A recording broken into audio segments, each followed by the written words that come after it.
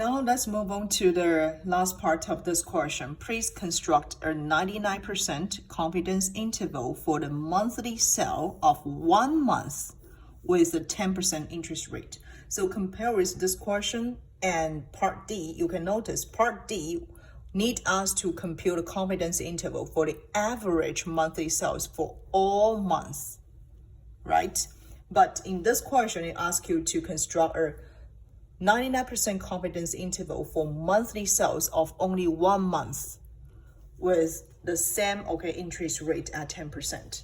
So that will be the big difference from part D.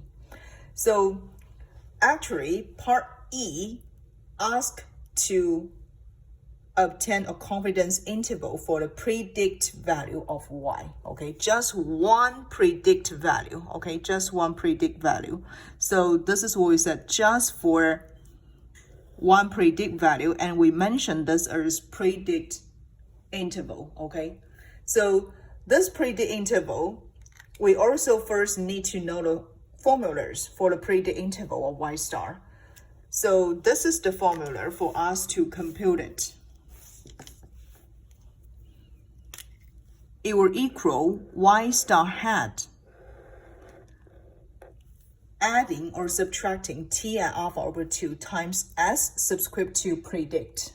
So this is different from what we just talked about in part D, because s subscript to predict here is the estimate of standard deviation of y star hat, and this is the formula for us to compute it.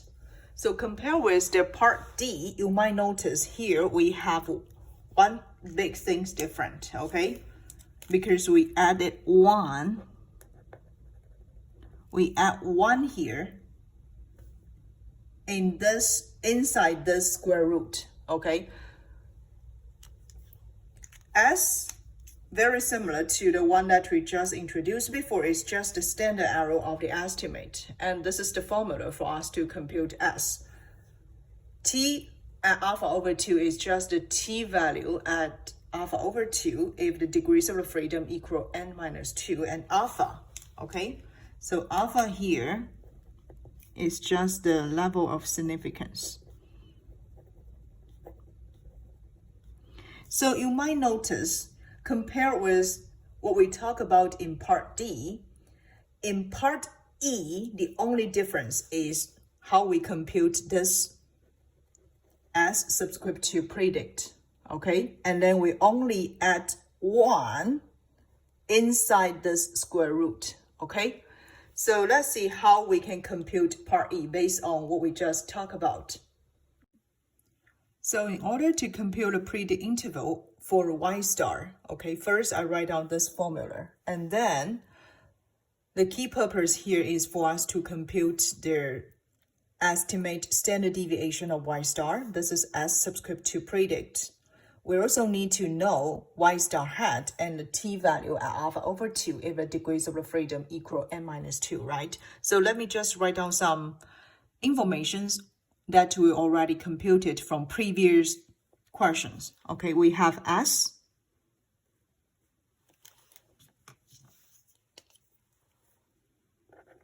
equals 6.57, We have sample size n equal 4, We also have x star equal 10%, So 10 in percent. We also know that x bar here will equal 8.125. And from previous questions, we also know that the summation of xi subtract x bar square will equal 14.5875, We also know that the level significance alpha equal 1%, which is 0.01, right? Therefore, alpha over 2 will equal 0.005. And we also have n minus 2 equal 4 minus 2, right? Equal 2, So those are some informations that we have from previous questions. Then we can compute as subscript to predict. So S subscript to predict here will equal 6.57 times 1 plus 1 over 4 plus 10 minus 8.125 square divide 14.5875. Okay, so this part equal 8.022 if I round it to 3 decimal places. Okay, and we also know that y star hat, this one will be the same from part D. Okay, just equal based on this estimated regression equation. Okay, 75.061 subtract 6.254 times 10, and this will equal 12.521.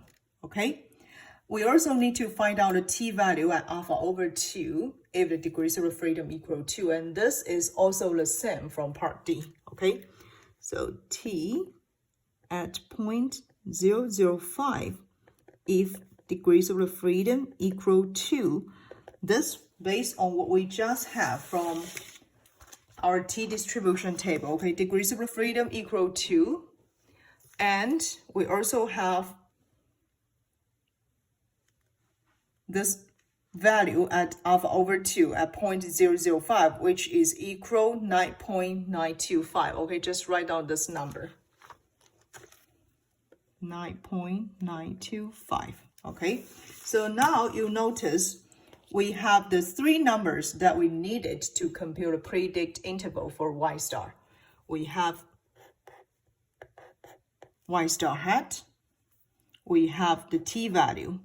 Okay, we also have S subscript to predict. So finally, okay, we can get the predict interval for y star. So the predict